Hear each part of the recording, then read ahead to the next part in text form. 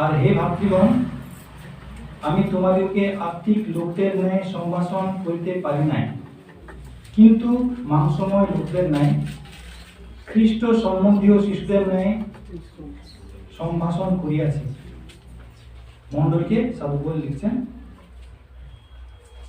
আমি তোমাদেরকে দুগ্ধপান করাইয়াছিলাম, অন্ন দিই নাই, কেননা তখন তোমাদের শক্তি হয় নাই, এমনকি এখনো তোমাদের শক্তি হয় নাই।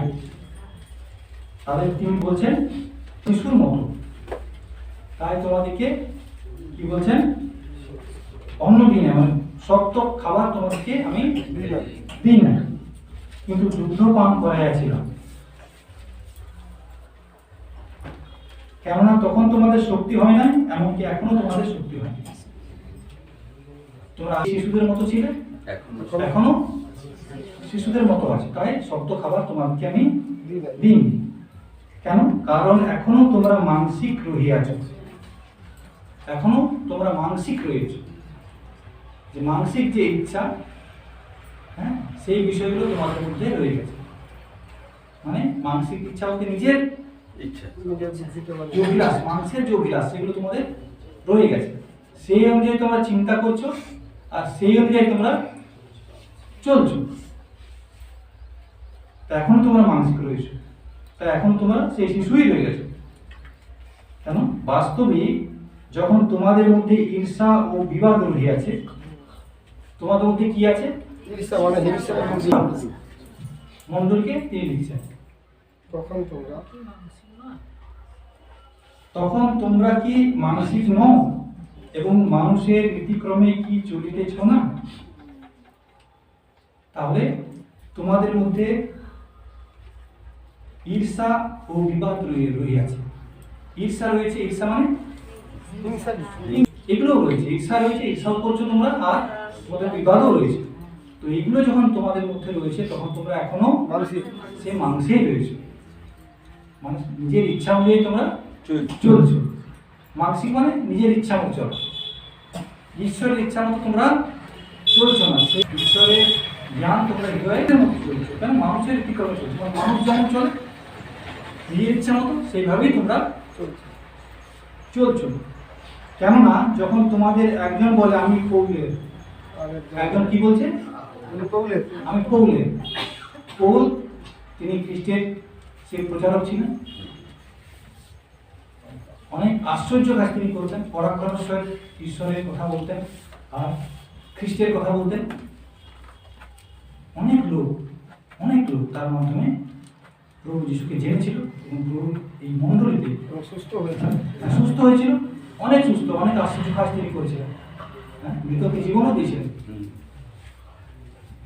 ঈশ্বর বিষয়, ঈশ্বরের পথের বিষয়, খ্রিস্টের বিষয় তিনি বলতে পারতেন, ঈশ্বর তাকে সেই দান দিয়েছিলেন, আর অনেকে তার মাধ্যমে খ্রিস্টের কাছে এসেছিল।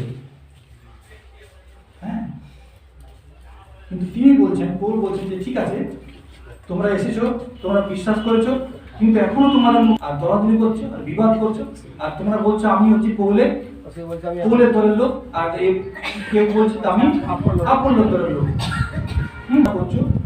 তখন তোমরা কি মনুষ্য মাত্র নও?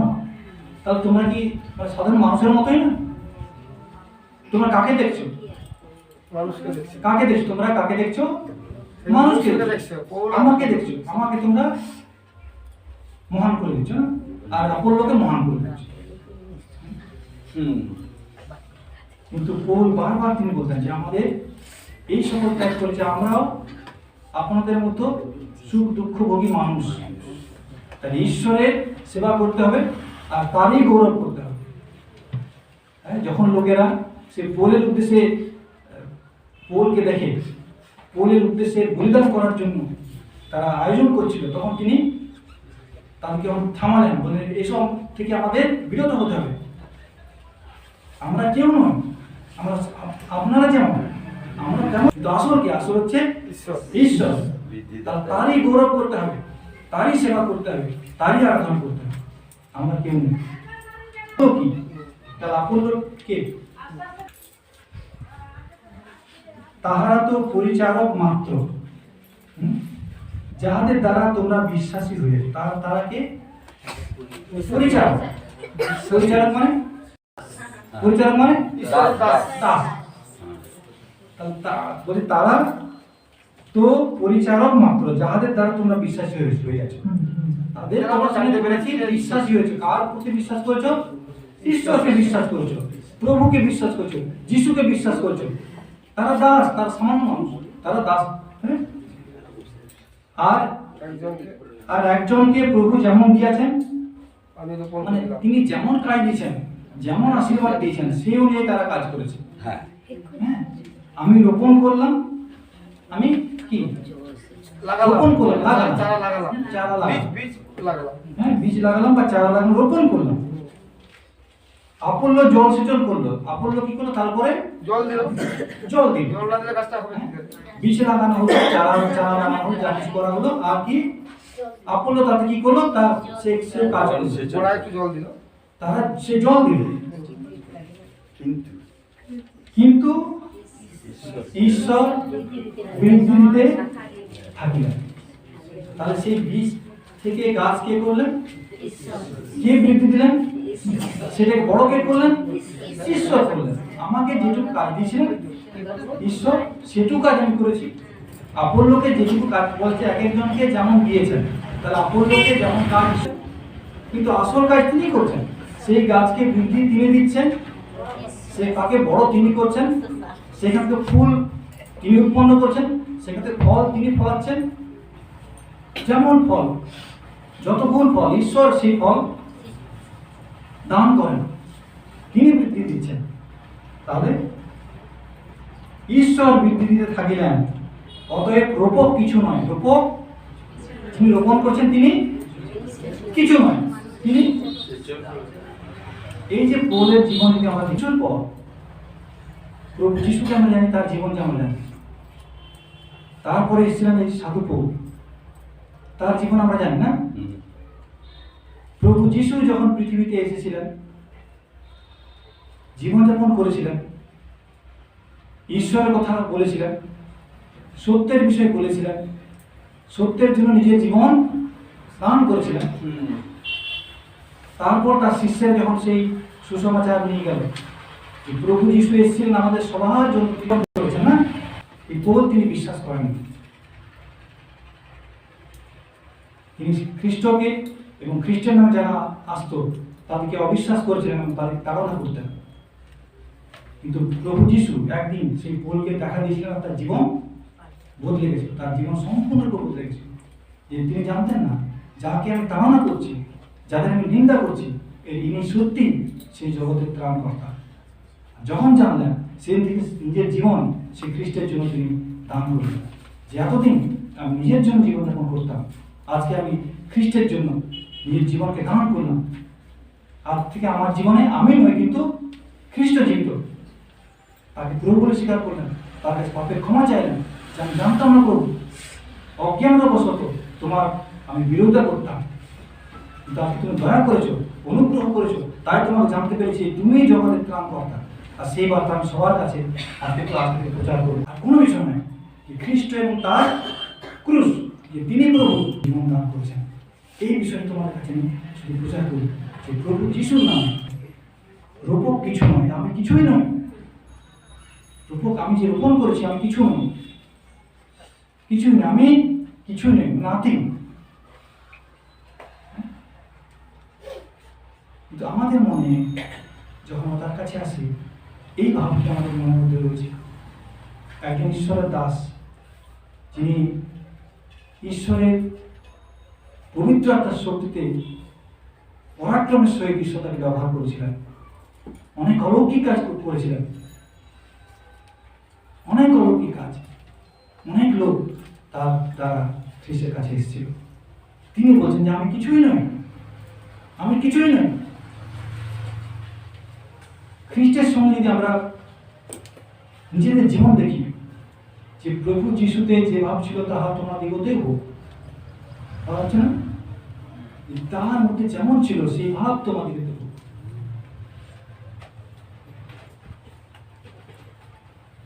আর সেই ভাব যদি আমরা দেখি, ঈশ্বর তিনি পৃথিবীতে আসলেন, তার অবতার তিনি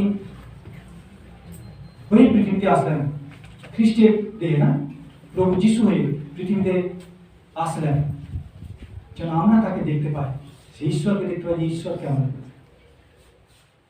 ঈশ্বর কেমন এবং তিনি কিভাবে চলাফেরা করেন, তিনি আমাদের জীবনে কি দেখতে চান, কেমন ভাবে আমরা তার পথে চলবো, কেমন ভাবে তাকে ডাকবো, কেমন ভাবে তার জীবন যাপন করবো, সেইটা দেখানোর জন্য প্রভু যিশু এসেছিলেন যে এইভাবে তোমরা চলো, এইভাবে তোমরা চলো, এইভাবে ঈশ্বরকে অনুসরণ করো, যেমন ভাবে আমি পিতাকে অনুসরণ করছি, তোমরা সেভাবে তাকে অনুসরণ করো। আর এই অনুসরণ যদি আমরা কারো জীবন দেখতে পাই, সাধু পৌল, সেই পৌলের জীবনে আমরা দেখতে পাই কিভাবে তিনি সেই যীশু খ্রিস্টকে অনুসরণ করেছিলেন, তার কথায়, তার কাজে, তার ব্যবহারে, তার চিন্তাধারায়, তার নম্রতায়, তার সমস্ত কিছুতে প্রভু যিশুকে কিভাবে তিনি অনুসরণ করেছিলেন আমরা দেখতে পাই, সেই সাধু পৌলের জীবন আমরা দেখতে পাবো। আর তাই তিনি বলছেন যে তোমরা আমাকে অনুসরণ করো, সাধু পৌল সে কথা বলছেন, তোমরা আমাকে অনুসরণ করো যেমন আমি প্রভুকে অনুসরণ করেছি, আমি যেভাবে প্রভুকে অনুসরণ করেছি তোমরা সেভাবে আমাকে অনুসরণ করো। বারবার তিনি বলছেন যে প্রভুকে অনুসরণ করো, তোমরা ঈশ্বরের অনুসরণ করো, তিনি যেভাবে চাইছেন সেইভাবে তোমরা তাকে অনুসরণ করো। আমি কিছুই নেই, আমার শূন্য, আমি তার দাস, মতো নম্র হবে, এই বিষয়টা আমাদের সবসময় মনে রাখতে হবে। যে আমাদের যা কিছু আছে তার জীবন যদি আমরা দেখি, তার কিন্তু অনেক কিছুই ছিল, সাধু বলে গর্ব করার মতো, মানুষের কাছে গর্ব করার মতো, অহংকার করার মতো, নিজেকে দেখানোর মতো, নিজেকে বলার মতো, বংশমর্যাদা, তার শিক্ষাগত যোগ্যতা, তার সমাজের প্রতিপত্তি, সম্মান, প্রতিষ্ঠান সবকিছুই ছিল, তথাপি তিনি সেগুলোকে জনাঞ্জলি যেন খ্রিস্ট আমার দ্বারা গৌরবান্বিত হন। আমি নই, আমার জ্ঞান নয়, আমার বুদ্ধি নয়, আমার কত ভালো বলতে পারি তার নয়, আমি কত করতে পারি তার নয়, আমি কত অলৌকিক কাজ করতে পারি তার নয়, সব কিছুর মধ্যে খ্রিস্ট যেন গৌরবান্বিত হয়। আমি কিছুই নয়। কিন্তু আমি কি বলছি, তোমরা এইগুলোর পেছনে ধাবিত হইও না, কেন বারবার আমাদেরকে সেই কার কাছে আসতে হবে, কার কাছে আসতে হবে, আমরা এখানে এসেছি যে আমরা কার কাছে আসি, এই বিষয়টা আমরা দেখতে পাচ্ছি। কার কাছে আসতে হবে আমাদের? কার কাছে আসতে হবে? প্রভু যিশুর কাছে আসতে হবে। তার কাছে যাবো, এই বিষয়টা আমাদের দেখতে হবে যে আমরা কার কাছে যাবো। এখানে বলছে আমি, আর তোমরা যারা গৌরব করছো আর কারো কারো, সে আপল্ল, সে আপল্ল রূপক কিছু নয়, আমি কিছুই নয়, সেচকও কিছু নয়। রূপক ও সেচক উভয়ই এক, তার দুজনেই সমান, দুজনেই কিছু নয়, তারা কিছু নয়। কিন্তু যাহার যেরূপ নিজের শ্রম, সে তদ্রূপ নিজের বেতন পাইবে। আমি ঈশ্বরের দাস, হ্যাঁ, তার সেবক, তার চাকর, তো তিনি যা কাজ দিয়েছেন আমি তাই কাজ করছি। তাহলে তার কাজ যদি সঠিকভাবে করি, হ্যাঁ, তাকে সন্তুষ্ট করতে পারি, তাহলে তার বেতন তিনি আমাকে দেবেন। আরো যে করছে তাকেও ঈশ্বর, হ্যাঁ, যে যেমন শ্রম করে তদ্রূপ নিজের বেতন সে পাবে। কারণ কি?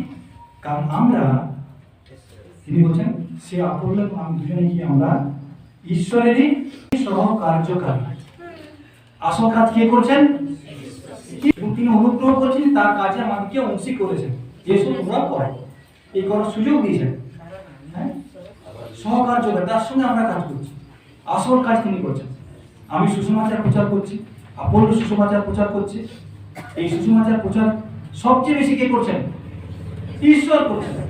যদি আমি না করতাম তাহলে সুসমাচার প্রচার হতো না, যদি আপোল্লো না করতো তাহলে কি হতো না? ঈশ্বর নিজে করছেন, নিজে করতেন। আজকে থেকে সৃষ্টির প্রথম থেকে যখন মানুষ ঈশ্বর থেকে দূরে চলে গেছে, যে না, এখানে যে কথা বলছে যে মাংস অনুযায়ী চলো, যে না তোমার কথা মতো চলবো না, আমি নিজের ইচ্ছা মতো চলবো, যেদিন থেকে সে নিজের পথ বেছে নিয়েছে, সেদিন থেকে ঈশ্বর মানুষের কাছে, মানুষকে তার কাছে আহ্বান করেছেন, তোমরা আমার কাছে এসো, তোমরা আমার কাছে এসো। যদি না আসো তাহলে তোমরা নিজেরাই নিজেদেরকে ধ্বংস করবে, নিজেরাই নিজেদেরকে বিনষ্ট করবে। কারণ মানুষের দৃষ্টিতে যা মনে হয় ভালো পথ, মানুষের দৃষ্টিতে যা কি মনে হয় জীবনের পথ, সেগুলো কিন্তু আসল জীবনের পথ নয়, সেগুলো তাকে ধ্বংসের দিকে নিয়ে যায়। মানুষের অনন্ত জীবন, ঈশ্বরের যে পথ তা হচ্ছে অনন্ত জীবন, আর সেই পথ হচ্ছে প্রভু যিশু, যাকে তিনি পৃথিবীতে প্রেরণ করেছিলেন। তাই বলা হচ্ছে আমরা ঈশ্বরের সহকার্যকারী, তোমরা ঈশ্বরেরই ক্ষেত্র। বিশ্বাসের কি বলে? তোমরা ঈশ্বরের ক্ষেত্র। এই ক্ষেত্রের মধ্যে আমরা পরিচর্যা করছি, এই ক্ষেত্র তিনি আমাদের দিয়েছেন, এই ক্ষেত্রের মধ্যে, এই জমির মধ্যে হ্যাঁ আমরা কাজ করছি। এই কাজ করার সুযোগ ঈশ্বর দিয়েছেন, কিন্তু আসল কাজ তিনি করছেন, আসল কাজ তিনি করছেন। তিনি যদি বৃদ্ধি না দিতেন, তিনি যদি ফুল ফল উৎপন্ন না করতেন, তাহলে আমাদের কাজটা কিছুই হতো না, কোনো কিছুর মধ্যে এগুলো গণ্য হতো। কিন্তু তিনি সুযোগ দিয়েছেন, তোমরা ঈশ্বরেরই ক্ষেত্র, ঈশ্বরেরই গাঁথনি। এক একজন তিনি বলছেন তোমরা হচ্ছে ঈশ্বরের গাঁথনি। হ্যাঁ, ঈশ্বর যে অনুগ্রহ আমাকে, ঈশ্বরের যে অনুগ্রহ আমাকে দত্ত হয়েছে, তদনুসারে আমি জ্ঞানবান জাতকের ন্যায় ভিত্তিমূল স্থাপন করিতেছি। হ্যাঁ, আর তাহার উপরে অন্যে গাঁথিতেছে, কিন্তু প্রত্যেকজন দেখুক কিরূপে সে তাহার উপরে গাঁথে। কেননা কেবল যাহা স্থাপিত হইয়াছে তাহা ব্যতীত অন্য ভিত্তিমূল কেউ স্থাপন করিতে পারে না। যাহা স্থাপিত হয়েছে তাহা ব্যতীত অন্য কোনো ভিত্তিমূল কেউ স্থাপন করিতে পারে না। সেই ভিত্তিকে, সেই ভিত, তাকে ভিত বলা হচ্ছে। হ্যাঁ, ভিত্তি যেখানে থেকে সবকিছু গাঁথা হবে, তারপরে আসল ভিত্তিকে কি বলা হচ্ছে? তিনি যীশু খ্রিস্ট। যীশু খ্রিস্ট সেই ভিত্তির উপর তোমাদের আমরা এক এক করে গাঁথছি। হ্যাঁ, তার মণ্ডলী গাঁথা হবে না, তার মণ্ডলী গাঁথা হবে। মণ্ডলী হচ্ছে প্রভু যিশুর দেহ, প্রভু যিশুর দেহ। মণ্ডলী হচ্ছে প্রভু যিশুর দেহ, সে আমরা হচ্ছি প্রভু যিশুর দেহ। তার ভিত্তি হচ্ছেন প্রভু যিশু, সেখানে তিনি বলছেন আমরা তাদেরকে গাঁথছি। কিন্তু এই প্রস্তর, কাষ্ঠ, খড়, নাড়া দিয়া যদি কেউ গাঁথে, তবে প্রত্যেক ব্যক্তির কর্ম সপ্রকাশ পাই হইবে, কারণ সেই দিন তাহা ব্যক্ত করিবে। কেন সেই দিনের প্রকাশ অগ্নিতে হয়, আর প্রত্যেকের কর্ম যে কি প্রকার সে অগ্নি তাহার পরীক্ষা করিবে। যে সমস্ত পরীক্ষা সেদিন হবে, যে যেমন করে, যে যাহা গাঁথিয়াছে তাহার সেই কর্ম যদি থাকে তবে সে বেতন পাইবে। যদি যে সঠিকভাবে কাজ করছে তাহলে তার বেতন পাবে। যাহার কর্ম পুড়িয়া যায় সে ক্ষতিগ্রস্ত হইবে, কিন্তু সে আপনি পরিত্রাণ পাইবে, তথাপি এই পাইবে যেন অগ্নির মধ্যে দিয়া উত্তীর্ণ হইবে। কি জানো না যে তোমরা ঈশ্বরের মন্দির এবং ঈশ্বরের আত্মা তোমাদের মধ্যে বাস করেন? তোমরা কি জানো না যে তোমরা ঈশ্বরের মন্দির? বিশ্বাসীদের বলছেন তোমরা কি? তোমরা ঈশ্বরের মন্দির। আমরা হচ্ছি ঈশ্বরের মন্দির, আমরা হচ্ছি ঈশ্বরের মন্দির। ব্যক্তিগতভাবে প্রত্যেকে আমাদের ঈশ্বরের মন্দির না? আজকে আমরা যদি পৃথিবীর দিকে তাকাই, যে অনেক মন্দির রয়েছে ঈশ্বরের নামে না? প্রত্যেক জায়গায় ঈশ্বরের অনেক মন্দির রয়েছে। আর প্রভু যিশুর জীবন যদি আমরা দেখি, তিনি ক বছর কাজ করেছিলেন? মন ফিরাও। প্রথম কি বলেছেন? যে প্রথম মন ফিরাও, কেননা ঈশ্বর রাজ্য আগত প্রাণ, ঈশ্বর রাজ্য সন্নিকট। তোমার মন ফিরাও, ফিরো, ঈশ্বর রাজ্য এসে পড়েছে, তোমাদের মন ফিরাও। কাটকে সেই ঈশ্বরকে মন ফেরানোর কথা তিনি বলেছিলেন। তিনি যখন এসেছিলেন সেই যে আমরা দেখি যে তিনি 3.5 বছর কাজ করেছেন পৃথিবীতে, ঈশ্বরের কথা, ঈশ্বরের পথে বলা বেশি দিন নয়, সেই 3.5 বছরের মধ্যেই লেখা রয়েছে কি যে কত কাজ তিনি করেছিলেন। সাগরে অর্থাৎ তিবিরিয়া সাগরের অন্য পারে প্রস্থান করিলেন, আর বিস্তর লোক তাহার পশ্চাৎ যাইতে লাগিলেন। বিস্তর লোক, কেননা তিনি লোকীদের উপর যে সকল চিহ্ন কার্য করিতেন সে সকল তাহারা দেখিত। কি জন্য তার পেছন পেছন চলছে? কি জন্য তার পেছন পেছন চলছে? কত লোক চলছে? বিস্তর, অনেক লোক তার এই প্রভুজি যখন যেতেন আর তার পিছনে এরকম অনেক লোক যেত। কি জন্য যেতেন? একটি উদ্দেশ্য এখানে বলছে যে এর উপর যে সকল চিহ্ন কার্য করিতেন সে সকল তাহারা দেখিত। এই একটি বিষয় যা মানুষকে আজকে আকর্ষণ করে, যে একটি বিষয় যা মানুষকে তখনও আকর্ষণ করতো কিনা, প্রভু যিশু পৃথিবীতে এসেছিলেন যে আসল যে উদ্দেশ্য কি জন্য এসেছিলেন সেটা আমাদের জানতে হবে। তিনি শুধুমাত্র এই সুস্থ করার জন্য আসেননি, রোগীকে সুস্থ করার জন্য, মৃতকে জীবন দেওয়ার জন্য, খঞ্জকে চলার শক্তি দেওয়ার জন্য, অন্ধকে দেখার শক্তি দেওয়ার জন্য, হ্যাঁ, যে শুনতে পারে তাকে শ্রবণ ক্ষমতা দেওয়ার জন্য, এগুলো করার জন্য তিনি শুধু আসেননি। তবু আজও আমরা যা দেখি তখনও সেই পৃথিবীটা তেমনই ছিল। আসল যে মানুষের যে মনোভাব, আসল যে মানুষ যেমন, সময় বদলেছে, জীবন বদলেছে, বিজ্ঞান বদলেছে, সবকিছু হয়েছে, তা এখনো সেই রয়েছে। মানুষের মধ্যে কি বলছে? এখনো তোমার মানসিক রয়েছে, কেন রয়েছে? এখনো বিবাদ, এখনো ঈর্ষা, এখনো হানাহানি, এখনো দ্বন্দ্ব, এখনো খুনোখুনি, এইগুলো তোমাদের মধ্যে রয়েছে। এই মানসিক অভিলাষ এগুলো এখনো তোমাদের মধ্যে রয়েছে। কি বিশ্বাসী, কি অবিশ্বাসী, কি যিশুকে জেনেছ, কি যিশুকে জানো। যে কোনো সম্প্রদায় সকলে সমান, ঈশ্বরের কাছে লেখা আছে সকল সমান, যে সকলেই পাপ করেছে। ঈশ্বর মানুষকে সৃষ্টি করেছে এই জন্য নয় যে হিংসা করার জন্য, এই ঈর্ষা করার জন্য, এই খুনোখুনি করার জন্য, এই যুদ্ধ করার জন্য, এই ধ্বংস করার জন্য, এইগুলোর জন্য নয়। কি লেখা আছে? ঈশ্বর কি? ঈশ্বর হচ্ছেন প্রেম। ঈশ্বর হচ্ছেন প্রেম। তিনি কি? প্রেম। তোমরা যদি তাকে জানো, তোমরা যদি তাকে চিনো, তোমরা যদি তাকে বিশ্বাস করো, তোমরা যদি তার পথে চলো, তার তোমাদের মধ্যে সেই প্রেম থাকবে, তোমাদের মধ্যে সেই প্রেম থাকবে।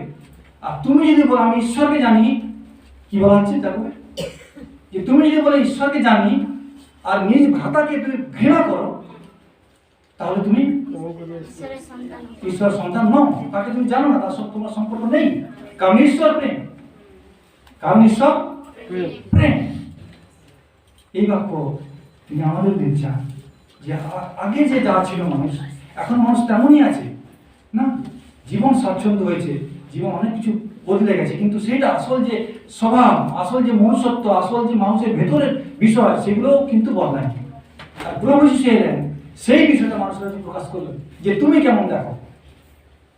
প্রভু যিশু আসলেন, মানুষের কাছে সেটা প্রকাশ করলেন যে ঈশ্বর কেমন দেখো। ঈশ্বর হচ্ছে প্রেম, ঈশ্বর হচ্ছে সত্য। প্রভু যিশু কেন এসেছিলেন? কেন এসেছিলেন বলুন তো? অনেক আশ্চর্য কাজ করার জন্য। কত আশ্চর্য কাজ করেছিলেন আমরা জানি। কেন আপনাদের বারবার বলছি যে কত আশ্চর্য কাজ তিনি করেছিলেন, কত করেছিলেন? লেখা রয়েছে যে তিনি এত আশ্চর্য কাজ করেছিলেন, ক বছরে? 3.5 বছর, বেশি নয়। যে এত আশ্চর্য কাজ করেছিলেন, লেখা হতো যোহানে, যে তাহলে এত বই হতো যে সেগুলো আমরা পড়ে শেষ করতে পারতাম। আমরা পড়ে আমার বোধ হয় যে জগতে সেটা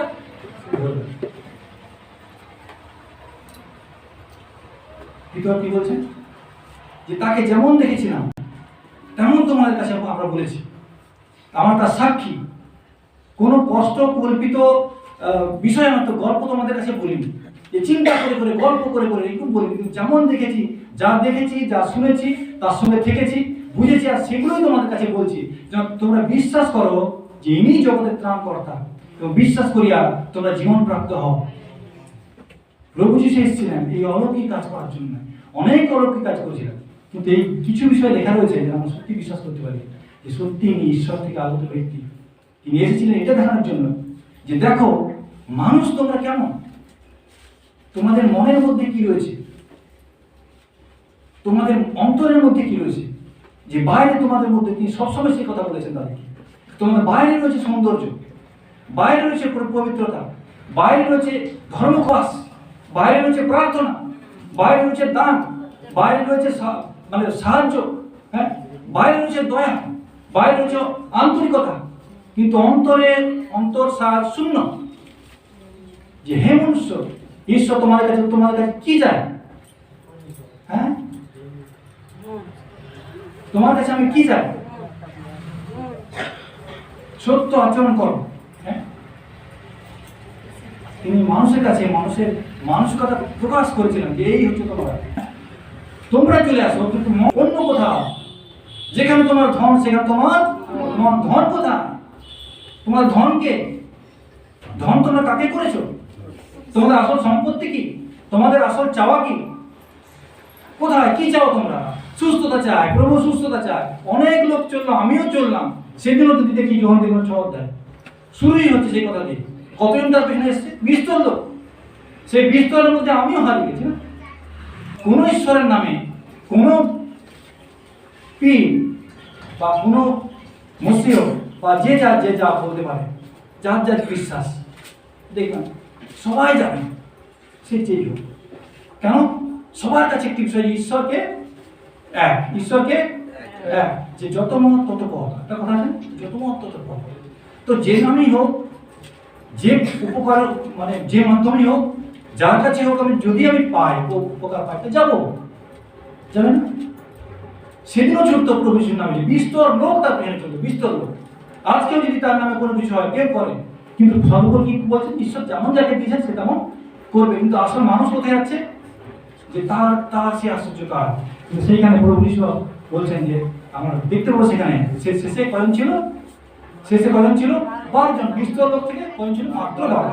যে কেউ আর তার কাছে যাতায়াত করুন না। আসল উদ্দেশ্য বলার উদ্দেশ্য কি?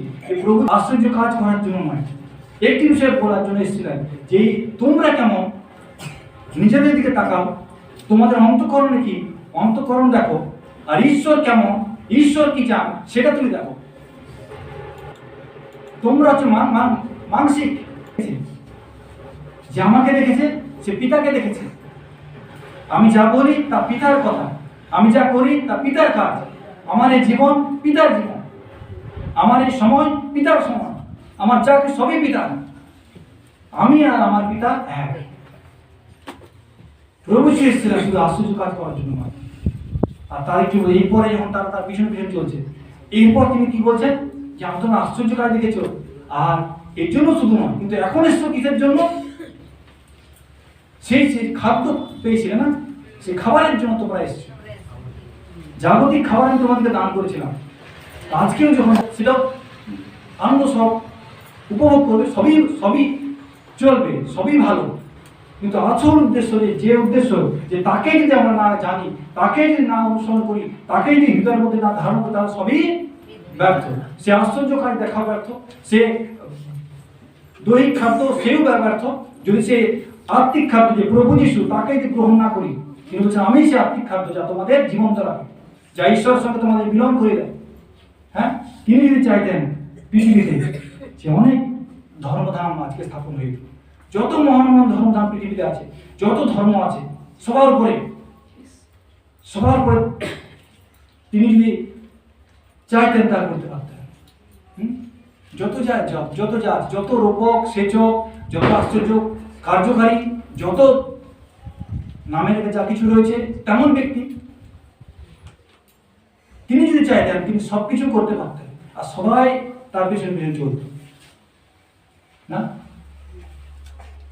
অনেক বড় মন্দির রচনা করতে পারতেন, অনেক বড় মন্দির রচনা করতে পারতেন, কিন্তু সেগুলো তিনি করেননি।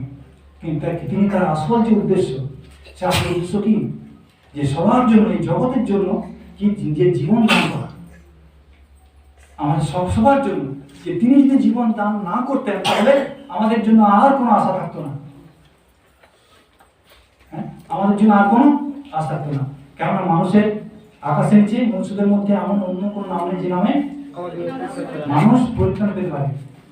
আকাশের নিচে মনুষ্যদের মধ্যে এমন আর কোন নাম দত্ত নাই, দত্ত নাম দেওয়া হয়নি। মানুষ যদি আমরা পৃথিবীতে দেখি যে নাম যা দেওয়া হয়েছে মানুষ দিয়েছে, বাবা দিয়েছে, মা দিয়েছে, দাদু দিয়েছে, দাদু আদর একটা নাম দিয়ে দিল, দিদিমা আদর একটা নাম দিয়ে দিল, হ্যাঁ সে মামার ভাই দাদু দিদিমা সে আদরের নাম দিয়ে দিল, পাড়া প্রদীপ সে আদরের নাম দিয়ে দিল। না, সবাই মিলে নাম না, অনেক নাম আমি দিতে পারি, অনেক নাম আমার সবাই মিলে আমি দিতে পারি, কিন্তু ঈশ্বর থেকে যে দত্ত নাম, ঈশ্বর থেকে দত্ত নাম, কেন যে মানুষের মধ্যে অন্য কোন নাম দত্ত নাই, আকাশের নিচে মনুষ্যদের মধ্যে এমন আর কোন দত্ত নাম নেই যে নামে মানুষ পরিত্রাণ পেতে পারে। কেন নেই? কেন নেই বলুন তো? যে মানুষ অনেক নাম দিতে পারে, কিন্তু একটি মাত্র নাম যা ঈশ্বর দান করেছিলেন সেটা হচ্ছে যিশু নাম। যিশু অর্থাৎ ত্রাণকর্তা। সত্যি সত্যি লেখা যে সত্যি যে ইনি তার প্রজাদের কি করবেন? ত্রাণ করবেন, পরিত্রাণ করবেন। আর কোন নাম নেই যেটা ঈশ্বর দান করেছেন। সেই ঈশ্বর সেই যিশু নাম তাকে দান করেছিলেন। সেই যিশু তিনি পৃথিবীতে এসেছিলেন, আর ঈশ্বর যে অনেক অলৌকিক কাজ করেছিলেন একটি মাত্র উদ্দেশ্যে, যেন মানুষ জানতে পারে ঈশ্বর থেকে আগত ত্রাণকর্তা। তিনি বলছেন এই যে আমার কথায় তোমরা বিশ্বাস করো যে আমি ঈশ্বর থেকে আগত ব্যক্তি। তিনি অন্ধকে চোখ দিয়েছেন, মৃতকে জীবন থেকে জীবন দিয়েছেন, মৃত্যু থেকে জীবন দিয়েছেন।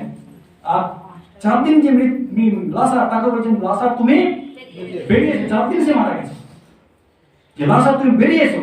আর সে সত্যি সত্যি বেরিয়ে এসেছিল। আর লোকেরা ভয় পেয়ে গেছিল যে ঈশ্বরের মহিমা আমাদের কি, ঈশ্বর কি কাজ করছেন। তারা সবই দেখেছিল, আজকেও তারা সবাই দেখে, কিন্তু সেই খ্রিস্টের কাছে কেউ আসছে না, যিনি বলেছিলেন যে তোমরা সেই ঈশ্বরের কাছে ফেরো, তাকে কেউ গ্রহণ করতে চায় না। তার শক্তি পেতে চায়, হ্যাঁ তার খাদ্য পেতে চায়, তিনি যা আশীর্বাদ তার পেতে চায়। হ্যাঁ আমি যাবো তার আশীর্বাদ পাবো, আমি যাবো তার অনেক সাক্ষ্য দিব, হ্যাঁ ঠিক আছে সবই আছে, তাকে আমি নিব না, তাকে আমি গ্রহণ করতে চাই, গ্রহণ করবো না। হ্যাঁ সবাই দেখা গেছে যে সবাই এসেছিল আর সবাই ছেড়ে চলে যাচ্ছে। আর তখন কিন্তু যে পাগলের মতো তোমরাও কি ছেড়ে চলে যেতে চাও? তাও না করবো, কেন? আপনার কাছে অনন্ত জীবনের কথা আছে, আপনার কাছে অনন্ত জীবনের কথা আছে। সে আমরা যখন এসেছি সে খ্রিস্টকে যেন আমরা আমাদের জীবনের স্থান দিই। এখানে সেই কথা বলা হচ্ছে, শেষ করি যে প্রভু যিশু এসেছিলেন যে ঈশ্বরের মন্দির নির্মাণ করতে। কেন এসেছিলেন তিনি? ঈশ্বরের মন্দির নির্মাণ করতে এসেছিলেন। কি করে মন্দির নির্মাণ করতে এসেছিলেন? ঈশ্বর লেখা হয়েছে যে ঈশ্বর কোথায় থাকে? আমরা প্রত্যেকে ঈশ্বরের গৃহ নির্মাণ করি না? প্রত্যেকে গৃহ, যখন আমরা ঘর তৈরি করি একটা ঘর থাকে, হ্যাঁ যেটা দেবতার ঘর বা ঠাকুর ঘর বা ঈশ্বরের উদ্দেশ্যে ঘর, সেটা করি। আবার যখন একটা সমাজে থাকি সেখানে একটা বড় করে করা হয়, মন্দির করা হয়, এখানে ঈশ্বরের গৃহ। যার যেমন বিশ্বাস সে তেমন হতে পারে। আমাদেরও করি, হ্যাঁ বড় বড় গির্জাঘর করি, দরকার আছে, একসঙ্গে সবাই মিলে আসা দরকার আছে, কিন্তু আসল সেই গৃহটা আসল না। আসলটা কি? আসল হচ্ছে আমরা, আসল হচ্ছে কে? বিশ্বাসীরা। সেই কথা এখানে উপর বলছেন যে আমি কেমন নই, ও কেমন নয়, সে কেমন নয়, কিন্তু তোমরাই আসল, তোমরা ঈশ্বরের কি বলা আছে, তোমরা ঈশ্বরের ক্ষেত্র, তোমরা ঈশ্বরের মন্দির। সেই মন্দির নির্মাণ করার জন্য, সেই মন্দির সুন্দর করার জন্য, সেই মন্দির পবিত্র করার জন্য, সেই মন্দির ঈশ্বরের বসবাসের যোগ্য করার জন্য প্রভু যিশু এসেছিলেন। যে মন্দিরের মধ্যে দলাদলি থাকবে না, অহংকার থাকবে না, আমৃত্য থাকবে না, আর যুদ্ধের ইচ্ছা থাকবে না, অপরকে দেখে নেওয়ার ইচ্ছা থাকবে না, আর বিবাদ থাকবে না, ঈর্ষা থাকবে না, হ্যাঁ সেই মন্দির নির্মাণ করার জন্য প্রভু যিশু এসেছিলেন। নিজের রক্ত তিনি দান করলেন যেন সেই রক্তের গুণে আমরা সমস্ত মন্দ থেকে, অসুচিতা থেকে, অপবিত্র থেকে, সেগুলো থেকে দূর হয়ে যায় আমাদের অন্তর থেকে। আর সেই অন্তরের মধ্যে তবে ঈশ্বর বসবাস করবেন। এখানে বলা হচ্ছে তোমরা কি জানো না, সেই কথা তিনি বলে তিনি শেষ করছেন। হ্যাঁ আর তোমরা কি জানো না তোমরা ঈশ্বরের মন্দির এবং ঈশ্বরের আত্মা তোমাদের অন্তরে বাস করেন। তোমরা কি জানো না যে তোমরা ঈশ্বরের মন্দির, ঈশ্বরের আত্মা তোমাদের অন্তরে বাস করেন। তা সত্যি কি আমরা জানি আমরা ঈশ্বরের মন্দির? আমরা কি জানি? আমরা কতদিন জানি আমরা ঈশ্বরের মন্দির? দাস তিনি বলছেন তোমরা কি জানো তোমরা ঈশ্বরের মন্দির। আর সবসময় আমরা কি বলবো ভাবি, এই যে বহু সূচক শব্দ রয়েছে না বাক্যে, বহুত্ব সূচক, বহু বচন শব্দটা শুনতে খুব ভালোবাসে। বহু বচন শুনতে বারবার বলি যে বহু বচনে যা বলা আছে বা বাবা, খুব সুন্দর সুন্দর সুন্দর আমাদের লাগে। আমরা ঈশ্বরের, ব্যাস আমরা ঈশ্বরের। তোমরা কি জানো? হ্যাঁ আমরা জানি, আমরা ঈশ্বরের মন্দির, জানি কিনা? এইখানে তিনি ব্যক্তিগতভাবে বলছেন যে তুমি ঈশ্বরের মন্দির, আমি ঈশ্বরের মন্দির। এই বিষয়টিকে আমি গ্রহণ করেছি। ঈশ্বর যখন ঈশ্বর বাক্য যখন আজকে আমাকে বলছে যে তুমি ঈশ্বরের মন্দির, আজকে আমি কি অনুভব করছি যে আমি, হ্যাঁ প্রভু আমি ঈশ্বরের মন্দির, আর এই আমার মধ্যে তোমার আত্মা বসবাস করে। এটা কি আমি বিশ্বাস করছি? বিশ্বাস বাস করবেন? আমার মনের মধ্যে হিংসা রয়েছে, আমার মনের মধ্যে ঈর্ষা রয়েছে, আমার মনের মধ্যে দলাদলি রয়েছে, বরশ্রী কাতরতা রয়েছে, সবসময় কি রয়েছে? বিচার রয়েছে না? একে বিচার করছি, তাকে নিজেকে ছাড়া সবাইকে বিচার করছি। আমার মত, আমার অভিপ্রায়, আমার ইচ্ছা, আমার শিক্ষা, আমার দীক্ষা, সবকিছু আমি আমি আমি। এই যে আমার মত, আমার শিক্ষা, আমার দীক্ষা, আমার প্রতিপত্তি সবই এই ব্যক্তির মধ্যে ছিল। পৌল বলেছে ব্যক্তি, তার মধ্যে সবই ছিল, সব ছিল, যা আজকে আমার ব্যক্তিগত জীবনে নেই। আমাদের ব্যক্তিগত জীবনে তার থেকে অনেক বেশি। তিনি বলছেন গর্ব করার মতো, অহংকার করার মতো, পদমর্যাদা, ক্ষমতা, ঐশ্বর্য এবং তার যে সামাজিক যে বংশমর্যাদা সবই তার ছিল। কিন্তু তিনি সব কিছু ত্যাগ করেছি। কেন? আমি যখন জেনেছি এগুলো কিছুই নয়, এই বংশমর্যাদা, এই পদমর্যাদা, এই সামাজিক যা কিছু রয়েছে পৃথিবীতে, এগুলো কিছুই নয় খ্রিস্ট।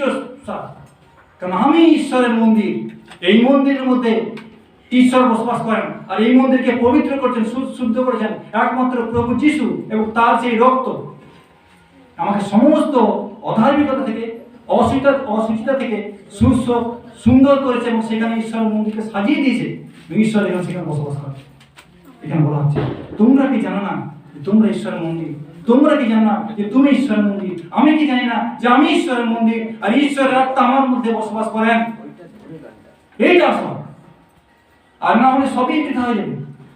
হ্যাঁ, আশ্চর্য কাজ দেখতে এসে অনেক লোক গেলাম আর কিছু আর পালিয়ে গেলাম। আর সেখানে খাবার খেতে অনেক লোক গেল। যখন প্রভু যিশু প্রার্থনা করলেন আর সেই 5,000 লোককে খাবার দিলেন, অনেক লোক, আরো বেশি লোক ছিল, আর তারা খেলো, লেখা আছে পরে তৃপ্ত হলো। আবার গেল যে কোথায় যিশু, কোথায় যিশু, কোথায় যিশু? প্রভু যিশু বলছেন এখন তোমরা সেই আশ্চর্য কাজ দেখতে না, এখন সেই খাবার পেয়েছে, এই জন্য এসেছো। তো সবই থাকবে। যদি এগুলো শুধু ওই লক্ষ্য হয় তাহলে কোনোই লাভ নেই। যেখানে যায়, সে পৌলের কাছে যায় আর আপল্লোর কাছে যায় আর যেখানে যায়, হ্যাঁ, আর এখানে আসি আর ওখানে আসি, এখানে খ্রিস্ট, ওখানে খ্রিস্ট, সেখানে খ্রিস্ট, পাঞ্জাবে খ্রিস্ট, পশ্চিমবঙ্গে খ্রিস্ট, আমেরিকায় খ্রিস্ট আছে, আরো ভালো খ্রিস্ট আছে। সেখানেও কি আমি ছুটবো? আমার ক্ষমতা আছে, আজকে এখানে যাচ্ছি, আমার ক্ষমতা আছে একটু ভালো আমি সেখানে গেলাম, আমি চণ্ডীগড় গেলাম, আসাম গেলাম, পাঞ্জাব গেলাম, হ্যাঁ, আর যদি ক্ষমতা থাকে কোথায় যাবো? আমেরিকা চলে যাবো না? আজকে দেখবেন এই প্রবণতা আমাদের রয়েছে না, যেখানে যা শুনবো। যদি এই কেন সাধু পাল বলছেন মানসিকতা, এই মানসিক অভিলাষ, এইগুলো কামনা বাসনা কেন বলছেন? কি যে পৃথিবীতে যা কিছু আছে এই যে ভালো, আমি এসেছি এখানে কেন? ভালো লেগেছে এসেছি। কেন আসি? ভালো লাগেনি, আমি আসিনি। তাহলে কোথায় গেলাম? সেখানে ভালো লাগলো বলে সেখানে গেলাম, মানে এখান থেকে ওটা ভালো, এখান থেকে ওটা ভালো, সেখানে গেলাম। যদি আপনি যেতে থাকেন না, সেটা আবার বেশি দিন ভালো লাগবে না। কারণ আসল কি, আসল মানুষের মন, সেখানে এমন কিছু বীজ রয়েছে যে কোনো জিনিস সব দিন ভালো লাগে, তখন আরো ভালো সে দেখতে পাবে, ভালো সে আরো ভালো দিয়ে। কিন্তু যে প্রভুর কাছে আসে, যে প্রভুকে গ্রহণ করে, যে বুঝতে পারে আমি ঈশ্বরের মন্দির আর ঈশ্বর আমার অন্তঃকরণে বাস করেন, তাকে হৃদয়ের মধ্যে ধারণ করে, তখন যে বুঝতে পারে এখানে নয়, ওখানে নয়, এখানে নয়, যে এইখানেই ঈশ্বর আছেন, আমার মধ্যে ঈশ্বর আছেন, আমার মধ্যে ঈশ্বর আছেন, এবং আমি তার কাছে যা যাত্রা করতে তিনি সাধন করেন, আমার মধ্যে রয়েছেন, আমার মধ্যে ঈশ্বর রয়েছেন, আমার মধ্যে ঈশ্বরের সিংহাসন রয়েছে, সেই সিংহাসনে তিনি বসে আছেন, তিনি বিচার করছেন, তিনি আমার বুদ্ধির বিচার করছেন, তিনি আমার বিবেকের বিচার করছেন, তিনি আমার মনের ইচ্ছার বিচার করছেন, তিনি আমার অভিসন্ধির বিচার করছেন, অন্তরের অন্তঃস্থল তিনি আমার দেখছেন, হ্যাঁ, তিনি বিচার করছেন। আর আমি যদি বিচার করি নিজের, সাধু পাল তিনি যেমন বলছেন যে আমিও নিজের বিচার করি না, কেন? খ্রিস্টের নামে আমি আমার সমস্ত পাপের মুক্তি হয়েছে, আমি আর নিজের বিচার করি না, তিনি আমার সমস্ত পাপ দূর করে দিয়েছেন। আমি ঈশ্বরের মন্দির, ঈশ্বর বসবাস করেন, তা আমার মধ্যে কোনো ভুল ত্রুটি নেই, কোনো অধার্মিকতা নেই, কোনো পাপ নেই। এই বিষয়টা যদি বুঝতে পারি, আমি ঈশ্বরের মন্দির। আমরা কারা? ঈশ্বরের মন্দির। আমি কে? ঈশ্বরের মন্দির। সেই ঈশ্বর আমার মধ্যে বসবাস করেন। Hallelujah, hallelujah. তাহলে ওখানে ঈশ্বর নেই, ওখানে ঈশ্বর নেই, সেখানে ঈশ্বর নেই। ঈশ্বরকে যদি ওখানে, এখানে, সেখানে খুঁজি, তাহলে আমেরিকাতে গিয়েও তাকে খুঁজে পাবো না, রাশিয়াতে গিয়েও তাকে খুঁজে পাবো না। পাবো কি? পাবো না। ঈশ্বর কোথায়? ঈশ্বর কোথায়? ঈশ্বরের রাজ্য আগত প্রায়। ঈশ্বর রাজ্য কোথায়? এখানে না ওখানে সেখানে। কিন্তু এই প্রভু তোমাদের অন্তরে ঈশ্বরের রাজ্য। Hallelujah, hallelujah, hallelujah. ঈশ্বরের রাজ্য কোথায়? ঈশ্বরকে রাখবো কোথায়? অন্তরে। ঈশ্বরকে রাখবো কোথায়? অন্তরে। ঈশ্বরের রাজ্য কোথায়? অন্তরে। হ্যাঁ, হালেলুয়া, হালেলুয়া, হালেলুয়া, হালেলুয়া। তার দাস বলছেন তোমরা ঈশ্বর মন্দির। যদি এই মন্দির তোমরা নষ্ট করো, তাহলে ঈশ্বর তোমাদের নষ্ট করবে। হালেলুয়া। ঈশ্বর প্রত্যেককে আশীর্বাদ করুন। আমরা যেন অন্তর থেকে দেখি এবং অন্তরের মধ্যে ঈশ্বরকে অধিষ্ঠান করায়, যেখানে তিনি বসবেন, তার সিংহাসন স্থাপন করি। সেই সিংহাসনে তিনি প্রতিনিয়ত বসবাস করেন। Hallelujah, amen. প্রভু যীশু তোমায় ধন্যবাদ দিই। প্রভু যীশু তোমায় ধন্যবাদ দিই। তুমি দেখিয়েছো যে মানুষের জীবন কেমন, তুমি প্রকাশ করেছো মানুষের অন্তঃকরণ কেমন। তার অন্তঃকরণ প্রতিনিয়ত শুধু মন্দের দিকে তুমি দেখেছো প্রভু। তার অন্তঃকরণের যে রোগ, বিপদগমন রোগ, সেই বিপদগমন রোগে রোগগ্রস্ত আমরা সবাই। এই রোগ একমাত্র তুমি নির্মূল করতে পারো, একমাত্র তুমি সুস্থ করতে পারো। আমাদের সেই বিপদগমন রোগ প্রভু যীশু, তোমার যীশু নামে তুমি দূর করে দাও, তোমার কুশে রক্তে ধৌত করে দাও। হৃদয়ের সিংহাসন পবিত্র করো, সূচি করো, হিংসা, দলাদলি, অন্যায়, অবিচার সমস্ত কিছু তুমি দূরীভূত করো, পবিত্র করো, তোমার আলো উদ্দীত করো। তুমি যেমন বলছো তোমরা জগতের দীপ্তি, সেই দীপ্তি প্রভু, আসল জ্যোতি তুমি। তোমার জ্যোতিতে যেন আমরা জ্যোতির্ময় হতে পারি।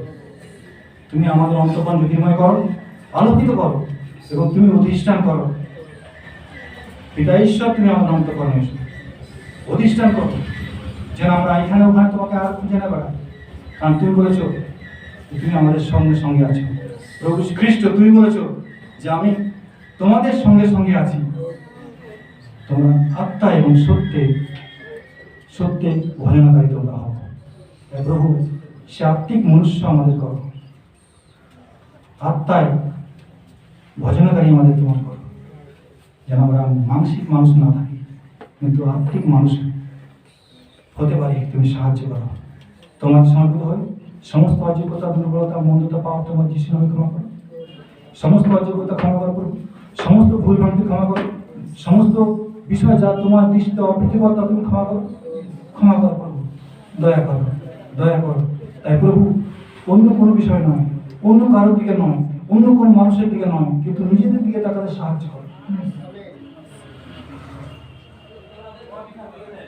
তোমার তো সমর্পিত হয়ে প্রভু, তোমার সমর্পিত হয়ে প্রত্যেককে আশীর্বাদ দান করো, প্রত্যেককে আশীর্বাদ দান করো। সঙ্গে থাকো, সঙ্গে চলো। যে বাক্য দিয়েছ যে আমরা তোমার মন্দির এবং পিতা ঈশ্বর তিনি আমাদের অন্তরে অধিষ্ঠান করেন, তা জানতে, বুঝতে, গ্রহণ করতে সাহায্য করো। যা বুঝতে পারিনি প্রভু এখনো, তা তুমি বুঝতে সাহায্য করো। যা কিছু অবিশ্বাস রয়েছে সে সমস্ত অবিশ্বাসে তুমি প্রতিকার করো প্রভু যিশু। তুমি সাহায্য করো, তুমি সাহায্য করো। সঙ্গে থাকো, সঙ্গে থাকো, প্রত্যেককে আশীর্বাদ দান করো। যারা আসেনি প্রভু তাদের জন্য প্রার্থনা করি, আগামী দিন তুমি তাদেরও আসতে সাহায্য করো, তাদেরও সঙ্গে সঙ্গে থাকো। এই প্রার্থনা প্রিয় প্রভু যিশু তোমার নামে চাই, আমেন।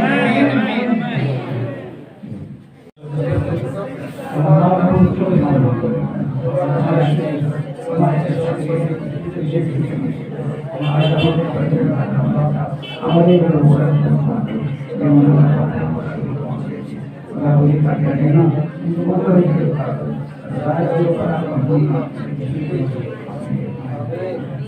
এবং পিতা ঈশ্বরের প্রেম, প্রভু যীশু খ্রিস্টের মহান অনুগ্রহ, পবিত্র আত্মার শান্তি, সহযোগিতা, চেতনা, আনন্দ উপস্থিত প্রত্যেকের সঙ্গে এবং বিশ্বব্যাপী প্রতি খ্রিস্টীয় নর ও নারীর সঙ্গে এখন এবং অন্তকাল ব্যতীত হোক।